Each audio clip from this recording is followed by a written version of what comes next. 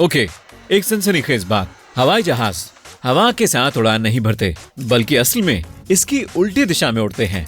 मुझे लगता था कि अगर आप हवा के साथ उड़ान भरते हैं तो यह आपको आगे की ओर धकेलती है और तेजी से उड़ने में मदद करती है, लेकिन ये गलत है। तो मैंने इस बारे में कुछ खोजबीन की। हमें हवाई जहाज को पतंग की तरह समझना चाहिए। पतंग उड़ाने के लिए आप हवा की दिशा के उलट इसे उड़ाते हैं और इसलिए यह उड़ जाती है। यहाँ देखिए यह कैसे काम करती है। किसी फ्लाइट पर 4 फोर्स होते हैं: लिफ्ट, वजन, थ्रस्ट और खींचना।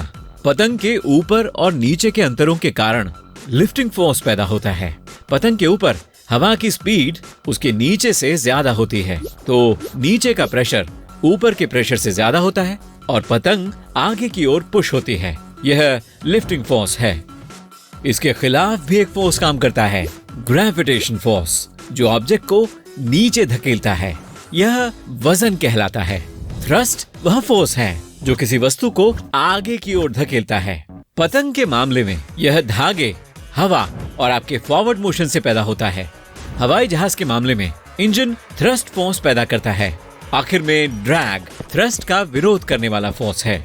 इसलिए पतंग को हवा में उड़ाने के लिए लिफ्टिंग फोर्स वजन के फोर्स से ज्यादा होना चाहिए।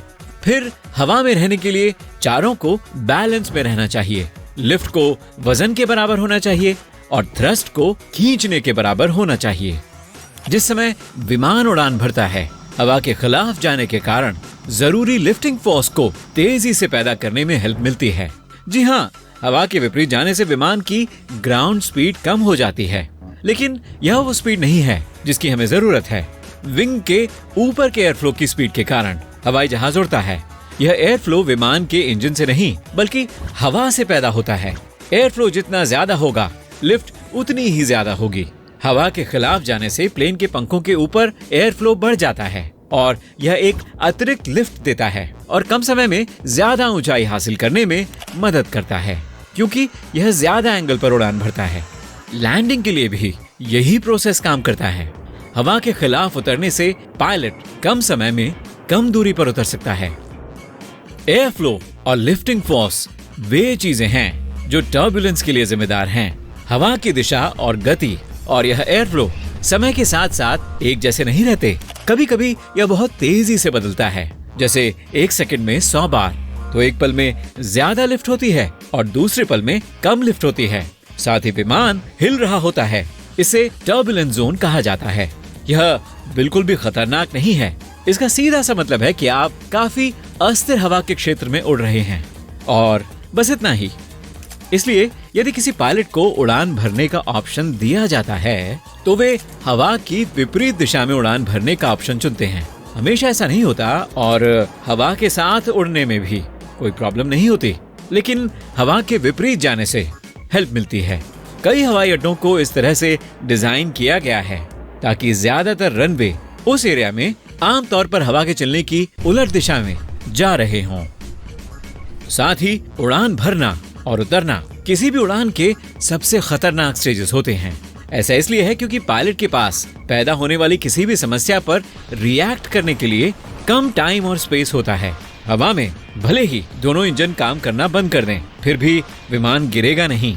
इसके बजाय यह आकाश में ग्लाइड करना शुरू कर देगा और आगे बढ़ते हुए हर 10 मील पर सिर्फ 1 मील नीचे आएगा।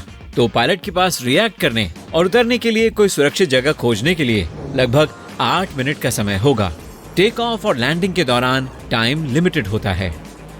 अगर कोई इंजन फेल हो जाता है तो पायलट्स के पास यह तय करने के लिए कुछ ही सेकंड होंगे कि क्या उन्हें अभी भी टेक ऑफ करना चाहिए और समस्या से हवा में निपटना चाहिए या उड़ान को कैंसिल करना चाहिए। फ्लाइट को कैंसिल करना हमेशा पॉसिबल नहीं होता, यहाँ तक कि कुछ हो भी जाए तो भी। अगर विमान पहले से ही 100 मील प्रति घंटे की गति तक पहुंच चुका है तो शायद इसे रनवे के समाप्त होने से पहले नहीं रोका जा सकता। वैसे रनवे से आगे निकल जाना अच्छा नहीं है। जहाज के उड़ने में बहुत खर्चा आता है, इसलिए न केवल यात्री बल्कि एयरलाइन भी उड़ान को जितना हो सकता है तेज और छोटा बनाना चाहती हैं। इसलिए यहाँ कोई सरप्राइज की बात नहीं है कि पॉइंट ए से पॉइंट बी तक जाने का हमेशा एक सबसे बेहतर तरीका होता है और सबसे छोटा रास्ता जाहिर है एक सीधी लाइन है। अब कुछ एयरक्राफ्ट रूट्स को देखें। ये बिल्कुल सीधे नहीं दिखते, लेकिन इससे चकमा न खाएं। हमें यह ध्यान रखना होगा कि धरती फ्लैट नहीं है। जैसा कि हम मैप पर देखते हैं, यह गोलाकार है। इसलिए जब हम इन्हें मैप पर प्रोजेक्ट करते हैं तो ये लाइंस केवल आर्क की तरह दिखती हैं। वास्तव में वे एकदम सीधी हैं। अगर कोई बेहतर रास्ता हो तो इसका मतलब होगा कि हर एयरलाइन, हर विमान इस रास्ते से ही उड़ान भरना चाहेगा। लेकिन नॉर्थ अमेरिका से हर दिन सैकड़ों प्लेन यूरोप जाते हैं और कई एक ही समय पर जाते हैं। पता चलता है कि हवाई मार्ग पर ट्रैफिक बहुत ज्यादा है। तो यह कैसे होता है कि विमान कभी टकराकर चकनाचूर नहीं होते? ऐसा इसलिए है क्योंकि उड़ान शुरू होने से पहले क्रू एक सख्त फ्लाइट प्लान बनाते हैं, जिसे प्लेन के कंप्यूटर पर अपलोड किया जाता है और जिसे पायलट को फॉलो करना होगा। पूरी ईमानदारी से कहें तो कोई गड़बड़ होने पर उनके पास कई ऑप्शंस होते हैं। किसी प्लेन को गिरने से रोकने वाला सबसे बड़ा कारण है एयर स्पेस, जो कि 3 डायमेंशनल होता है। विमान कारों की तरह कई लाइनों में नहीं उड़ते, बल्कि अलग अलग ऊंचाइयों पर भी उड़ते हैं। एयर ट्रैफिक को डिस्पैचर मैनेज करता है, जो विमानों की निगरानी करते हैं और कंट्रोल करते हैं कि वे 5 किलोमीटर से ज्यादा एक दूसरे के करीब ना आएं।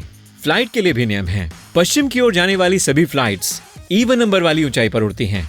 उदाहरण के लिए 34,000 फीट या 36,000 फीट, और पूर्व दिशा में जाने वाली सभी फ्लाइट्स ऑड नंबर की ऊंचाई पर उड़ती हैं, जैसे 35,000 फीट और 37,000 फीट। इसका मतलब है कि एक ही डायरेक्शन में उड़ने वाले सभी विमानों के बीच 2,000 फीट की दूरी होती है।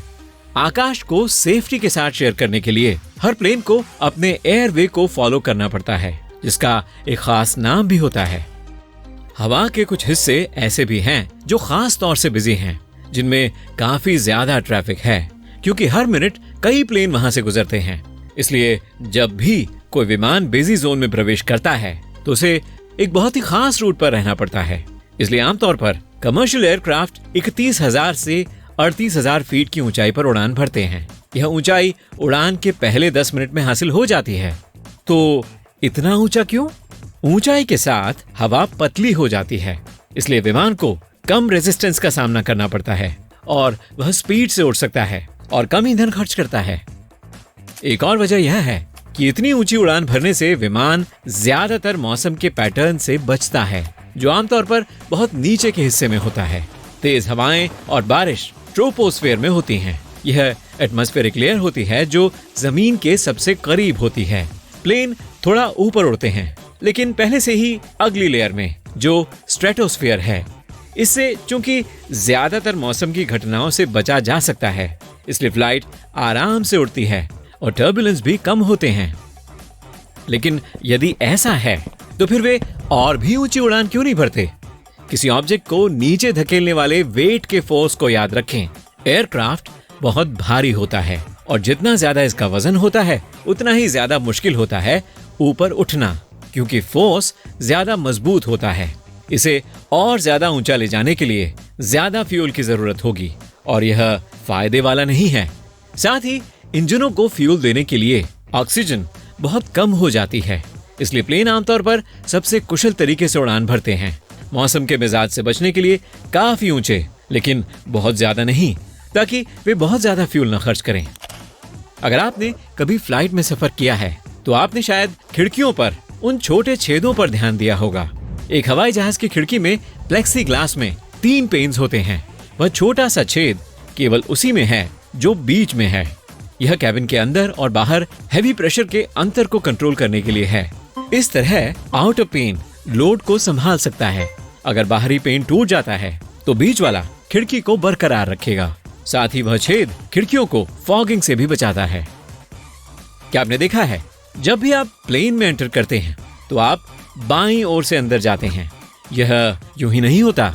सबसे पहले कैप्टन आमतौर पर हवाई जहाज के कैबिन के बाईं ओर बैठता है, इसलिए कप्तान के लिए उस तरफ से टर्मिनल जेट ब्रिज के साथ विमान को अलाइन करना आसान हो जाता है। साथ ही विमान में फ्यूल भरा जाता है और दाहिनी ओर से सामान भरा जाता है। यात्री विमान में बाईं ओर से चढ़ रहे होते हैं तो चालक दल दाहिनी ओर से किसी रुकावट के बिना अपना काम कर सकता है।